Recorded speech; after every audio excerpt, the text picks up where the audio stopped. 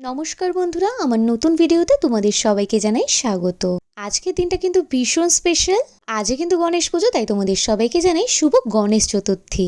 তবে আমাকে কেমন লাগছে অবশ্যই কিন্তু কমেন্ট করো। আর এই কানের দুলটা আমি একটা মেলা দিয়ে কিনেছিলাম, কেমন লাগছে আমাকে কিন্তু অবশ্যই জানিও। তো চলো, আমার কিন্তু বেরোনোর সময় হয়ে এসছে। এদিকে কিন্তু 6:30 বাজে। আর এই মহারানীকে কিন্তু আমি টাটা করে বেরিয়ে যাচ্ছিলাম, আর ইনি তো একদমই রাজি ছিল না আমাকে ছাড়ার জন্য।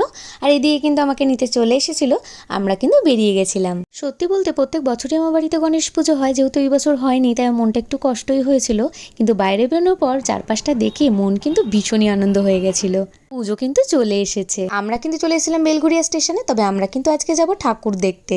আর এই দিয়ে কিন্তু আমরা চলে এসেছিলাম কাকিনাড়া স্টেশনে, কারণ আমরা কিন্তু জানতে পেরেছিলাম কাকিনাড়াতে গণেশ পুজো বিশাল বড় করে হয়। তো চলো তোমাদের দেখিয়ে দিই কেরম এখানে পুজো হয়।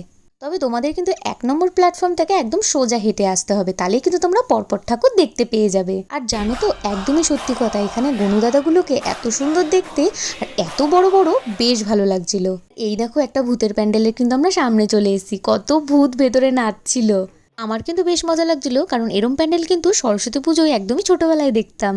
আর এই প্যান্ডেলটা তো ভীষণই সুন্দর হয়েছিল। এটা কিন্তু কাকিনাড়া 6 নম্বর গলির প্যান্ডেল। প্যান্ডেলটা কিন্তু পুরোটাই ফুচকার পাতা দিয়ে করা ছিল। প্যান্ডেলটা এখানে যতটা না সুন্দর, ভেতরের ঠাকুরটা কিন্তু আরো অসাধারণ ছিল দেখতে। দেখো, তোমরা দেখেই নাও। তবে আমার কিন্তু বেশ ভালো লাগছিল এইভাবে লাইনে দাঁড়িয়ে ঠাকুর দেখতে। আর আমরা কিন্তু দুজনে বেশ মজা করছিলাম, অনেক ফটোও তুলেছি, অনেক আনন্দ করেছি। এদিকে কিন্তু রাত অনেকটাই হয়ে গেছিল, তাই আমাদের খিদে পেয়ে গেছিল।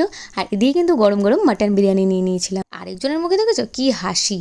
খাওয়া দাওয়া করে যখন আমরা বাড়িতে ফিরছিলাম, তখন কিন্তু আমরা এই প্যান্ডেলটা দেখতে পাই।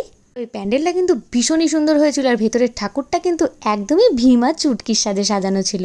তবে আমি কিন্তু অনেকদিনই ভিডিও ছাড়তে পারিনি, কারণ আমার শরীরটা খুবই খারাপ ছিল।